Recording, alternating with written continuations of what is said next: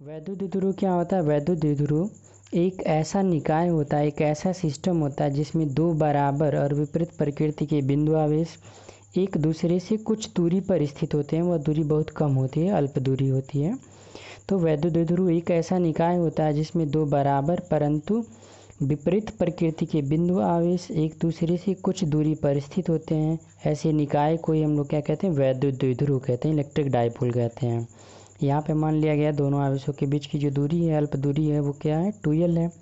यह एक सदिश राशि है और इसकी जो दिशा होती है वह हमेशा माइनस क्यू आवेश से प्लस क्यू आवेश की ओर होती है। इसकी जो दिशा होती है माइनस क्यू आवेश से प्लस क्यू आवेश की ओर होती है।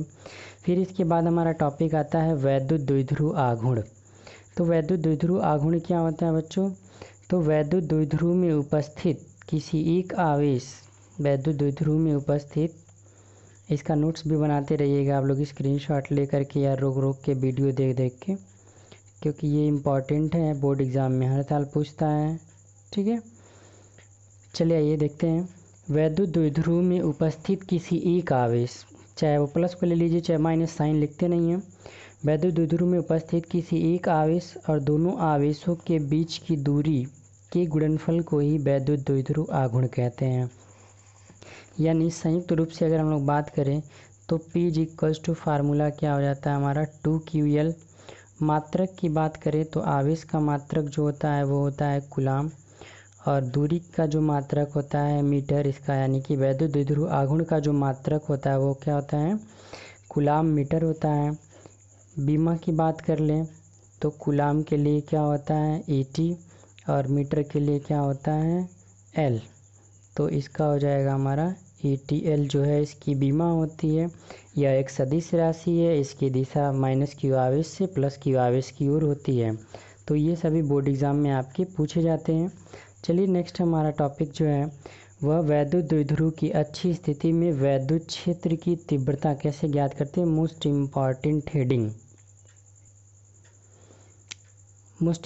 हेडिंग है आपका, वैद्युत द्विध्रुव की अच्छी स्थिति में उत्पन्न वैद्युत क्षेत्र की तीव्रता। ये आपका हेडिंग है। ठीक है, अब इस हेडिंग में चलिए आइए, पहले हम लोग फिगर पर डिस्कस करते हैं। ठीक है, फिगर हमारा यहाँ पे है। फिगर में मान लेते हैं कि हमारा AB क्या है? एक वैद्युत द्विध्रुव है जो माइनस क्यू और प्लस क्यू आवेशों से मिल करके बना। स्टेटमेंट में भी हमको यही लिखना होगा। ठीक है, माना AB एक वैद्युत द्विध्रुव है जो माइनस क्यू और प्लस क्यू आवेशों से मिल करके बना है, जिनके बीच की दूरी अल्प दूरी 2l है। तो अगर यह मध्य बिंदु होगा तो यहाँ से यहाँ तक की दूरी l होगी और यहाँ से यहाँ तक की दूरी जो होगी वो l होगी। इसमें कन्फ्यूज मत होइएगा, l होगी। ठीक है, अब इस हमको करना क्या है? अच्छी स्थिति क्या होगा? इन दोनों को मिलाने वाली जो रेखा होती है, दोनों आवेशों को मिलाने वाली जो रेखा होती है उसी को हम लोग अक्ष कहते हैं, उसका एक्सिस कहते हैं, अक्ष। तो मान लेते हैं वैद्युत द्विध्रुव के मध्य बिंदु O से इसकी अच्छी स्थिति में r दूरी पर एक बिंदु P है जिस पर हमको वैद्युत क्षेत्र की तीव्रता ज्ञात करनी है। ठीक है, वैद्युत क्षेत्र की तीव्रता जो है वो एक सदिश राशि होती है। तो हम लोग दिशा और दो बातों पे निर्भर करती है, किस पे? तो आवेश के परिमाण पे निर्भर करती है और उस आवेश से बिंदु की दूरी पे निर्भर करती है। तो अगर हम लोग बात करें कि दोनों आवेशों से कितनी दूरी होगी, तो इस आवेश से जो दूरी बनेगी वो हमारी क्या बनेगी? r-l, बिंदु P तक की दूरी। यह प्लस क्यू आवेश से दूरी हो गया। इसी तरीके से माइनस क्यू आवेश से दूरी निकाला जाए तो ये हमारा क्या हो जाएगा? r+l हो जाएगा। ठीक है, तो ये दूरी हो गया। अब साथ ही साथ दिशा की बात करें तो हम लोग जानते हैं वैद्युत क्षेत्र जो होता है माइनस क्यू आवेश के कारण इसकी ओर होता है, और तो माइनस क्यू आवेश के कारण जो वैद्युत क्षेत्र होगा इसकी ओर होगा E1, प्लस क्यू आवेश के कारण इससे दूर होता है तो E2 इधर होगा। जब दोनों भी एक दूसरे के विपरीत दिशा में होते हैं तो इनका परिणामी निकालने के लिए इनको घटाते हैं। ठीक है, और जो आवेश नज़दीक होता है उसका प्रभाव जो होता है वो अधिक होता है, यानी कि यहाँ पे जो E2 का प्रभाव होगा वो अधिक होगा। वो चल के अभी हम लोग सीखेंगे आगे जब और डिटेल में आएंगे। तो चलिए स्टेटमेंट यहाँ से देख लीजिए, स्क्रीनशॉट लेते रहिएगा ताकि नोट्स बनाने में आसानी रहे। माना वैद्युत द्विध्रुव AB परावैद्युतांक K वाले माध्यम में स्थित है, एक दूसरे से 2l मीटर की दूरी पर स्थित है। ठीक है। द्विध्रुव के अक्ष पर द्विध्रुव के मध्य बिंदु O से r मीटर की दूरी पर स्थित प्रेक्षण बिंदु पर प्रैक्टिकल पॉइंट पर एक प्रैक्टिकल पॉइंट जो है वो P है, जिस पर हमको क्या करना है, वैद्युत क्षेत्र की तीव्रता ज्ञात करनी है। फिगर में दिखा गया है। अब हमारा स्टेटमेंट क्या होगा, माना द्विध्रुव जो है वह आवेश प्लस क्यू व माइनस क्यू के कारण बिंदु P पर उत्पन्न वैद्युत क्षेत्र की तीव्रता जो है वो क्रमशः क्या है, E1 और E2 है। मतलब प्लस क्यू आवेश के कारण उत्पन्न तीव्रता जो है वो E1 है, माइनस क्यू आवेश के कारण उत्पन्न जो तीव्रता है वो E2 है। ठीक है, जो कि फिगर में अभी भी हम बताए हैं आपको कि क्या है। तो दूरी निकाल लिया गया है। प्लस क्यू आवेश से जो दूरी है बिंदु P की वो r माइनस एल है, माइनस क्यू आवेश से जो दूरी है इसकी वो क्या है, r प्लस एल है। अतः ये सब फिगर में हो गया। अब हम लोग चलते हैं E1 का मान निकालते हैं। तो E1 के लिए ध्यान दीजिएगा, मेन फार्मूला जो हमारा होता है वो होता है E = 1/4 pi epsilon not Q/r²। यह हमारा मेन फार्मूला होता है एक बिंदु आवेश के कारण उससे r दूरी पर वैद्युत क्षेत्र की तीव्रता निकालने का। यानी दो चीज़ें रखना होता है, आवेश का मान और दूरी, वह बिंदु जहाँ पे हमको वैद्युत क्षेत्र की तीव्रता निकालनी है कितनी दूरी पे है। तो अब यहाँ पे बात करें हम लोग, इसके कारण हम लोग बिंदु P पे तीव्रता निकाल रहे हैं, यानी E1 का मान निकाला जाएगा। तो E1 बराबर क्या होगा, सब कुछ वही रहेगा, बस Q R जो है दूरी जो है यहाँ से और यहाँ तक की जो दूरी है वो क्या हो जाएगी, E1 और E2 की जो दूरी हो जाएगी वो हमारी क्या हो जाएगी, R प्लस एल हो जाएगी। ठीक है, तो E1 बराबर क्या होगा, 1/4 pi epsilon not Q/r plus L. और जो दिशा होगी वह किधर होगी, AP की ओर। जो इसकी दिशा होगी वह किधर होगी, AP की ओर। ले चलते हैं फिगर पे डिस्कशन हो जाएगा, फिर इसके बाद से हम आपको फिर लाएंगे स्टेटमेंट पे। ठीक है, फिगर पे आते हैं। यहाँ पे ध्यान दीजिए, वैद्युत द्विध्रुव में हम लोग पढ़े हैं। वैद्युत द्विध्रुव क्या होता है, एक ऐसा निकाय होता है जो माइनस क्यू प्लस क्यू आवेशों से मिलकर के बना होता है। तो हमारे स्टेटमेंट में भी बस ये जो फिगर में रहता है वही चीज़ हम लोग स्टेटमेंट में भी लिखते हैं। ये फर्स्ट ईयर से आप लोग सीख ही गए होंगे स्टेटमेंट लिखना। तो अब यहाँ पे हम लोग मान लेते हैं, माना ए बी एक वैद्युत द्विध्रुव है जो निर्वात या वायु में उपस्थित है। ठीक है, जिसके बीच की अल्प दूरी 2L है। इसके मध्य बिंदु O से अक्षीय स्थिति क्या होता है, दोनों आवेशों को मिलाने वाली जो रेखा होती है उसी को उसका अक्ष कहते हैं। और जो उस पर कहीं कोई बिंदु ले लेते हैं तो वही हमारा क्या होता है, अक्षीय स्थिति होता है, एक्सियल पोजीशन होता है। तो यहाँ पे हम लोग मान लेते हैं कि एक वैद्युत द्विध्रुव AB है जो माइनस क्यू प्लस क्यू आवेशों से मिलकर के बना है, जिनके बीच की अल्प दूरी 2L है। इसके मध्य बिंदु O से अक्षीय स्थिति में r दूरी पर एक बिंदु P है जिस पर वैद्युत क्षेत्र की तीव्रता ज्ञात करनी है। इसके लिए क्या होगा, वैद्युत क्षेत्र की तीव्रता दो बातों पर निर्भर करती है। वैद्युत क्षेत्र की तीव्रता आवेश के परिमाण पर निर्भर करती है, और वैद्युत क्षेत्र की तीव्रता आवेश से उस बिंदु तक की दूरी के वर्ग के व्युत्क्रमानुपाती होती है।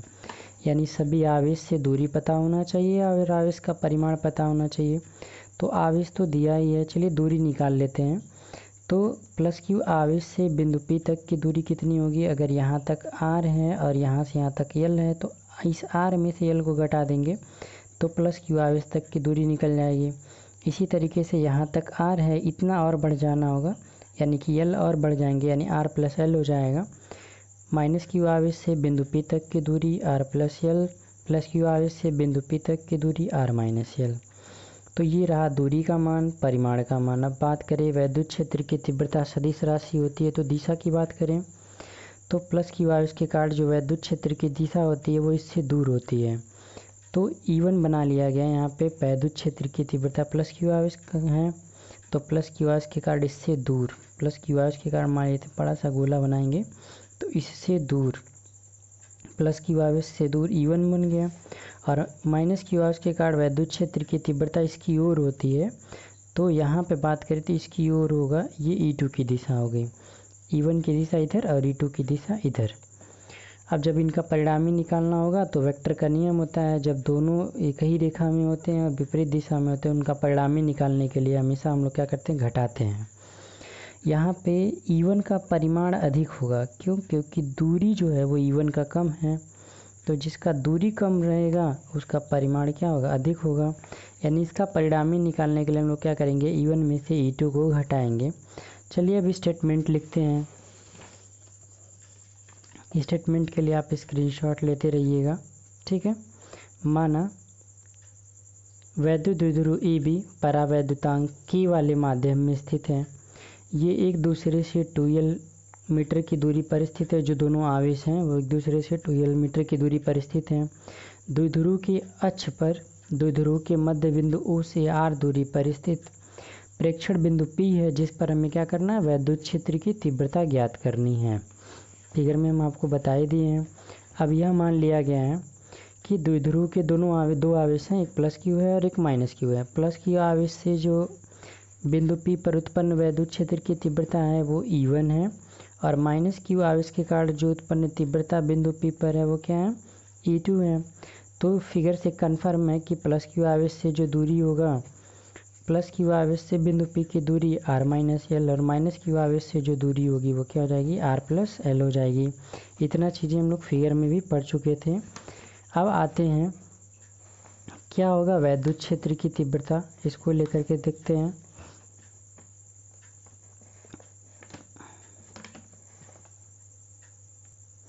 ध्यान दीजिए,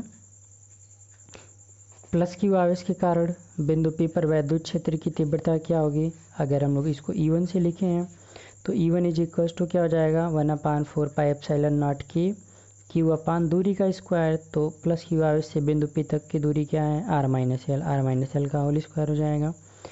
इसकी जो दिशा होगी वो किधर होगी? A से P को मिलाने वाली रेखा की तरफ होगी, यानी इसकी जो दिशा होगी वह किधर होगी? AP की दिशा में होगी। फिर इसी तरीके से बात करें E2 के लिए। E2 किसके कारण है? माइनस क्यू आवेश के कारण बिंदु P पर तीव्रता, तो इसकी दिशा उल्टा हो जाएगा, P से B की ओर हो जाएगा, और दूरी की जगह पे क्या हो जाएगा? R plus L. यानी E2 का जो मान आएगा वो क्या होगा आपका? 1/4 पाई एप्सिलॉन नॉट के क्यू अपान R प्लस एल का होल स्क्वायर। और यहाँ पे आप क्या जो दिशा होगी इसकी वो किधर होगी? PB की दिशा में होगी। अब चूँकि P पर जो तीव्रता है E1 और E2 जो है वो एक ही दिशा में है, एक ही सरल रेखा में है, तो इस कंडीशन में हम पहले ही बता चुके हैं कि हम लोग परिणामी निकालने के लिए घटाते हैं। और किस में से घटाएंगे? बड़े वाले में से, E1 में से E2 को घटाएंगे, ठीक है। तो अब E इज इक्वल्स टू क्या हो जाएगा आपका? E1 minus E2। E1 और E2 की जगह दोनों का मान रख दीजिए। दोनों में से कॉमन क्या हो जाएगा? ऊपर से दोनों में से जो है वो आपका Q कॉमन हो जाएगा। ऊपर दोनों में से Q कॉमन हो जाएगा, और नीचे से क्या कॉमन होगा? 1/4 पाई एप्सिलॉन नॉट के। ध्यान दीजिएगा, दोनों का एलसीएम लेंगे तो दोनों के स्क्वायर को कॉमन कर लेते हैं। तो एक ब्रैकेट में होगा A माइनस बी और एक में होगा A प्लस बी। मतलब हम कुछ इस तरीके से कह रहे हैं, अगर यहाँ से आप कॉमन करते हैं तो आपका बनेगा R plus L R minus L का होल स्क्वायर। दोनों का कॉमन किए हैं, तो यहाँ से आप करेंगे तो इसका इसके साथ मल्टीप्लाई कर लेंगे। ऐसे कह सकते हैं फार्मूले के जैसा हो गया। A plus B, A minus B formula क्या होता है? A square minus B square. और ये जो स्क्वायर है ये कॉमन जो लिया गया वो वाला स्क्वायर है। देखिए, फिर एलसीएम लेने के बाद हम लोग क्या करेंगे? क्रॉस मल्टीप्लाई इस पूरे का इसके साथ और इस पूरे का इसके साथ क्रॉस मल्टीप्लाई करेंगे। तो इस कंडीशन में क्या होगा? इसका इसके साथ करेंगे तो हो जाएगा आपका R प्लस एल का होल स्क्वायर, माइनस इसका इसके साथ करेंगे, Q तो कॉमन कर लिए तो 1 हो गया, इसका इसके साथ करेंगे तो हो जाएगा R माइनस एल का होल स्क्वायर। इसी चीज़ को यहाँ पे लिखा गया है। अब यहाँ पे ध्यान दीजिए, जब A प्लस बी के होल स्क्वायर को आप एक्सपेंड करेंगे तो फार्मूला क्या होता है A square plus B square plus 2AB 2RL हो जाएगा। इसी तरीके से यहाँ से क्या होगा? फार्मूला आपका A स्क्वायर प्लस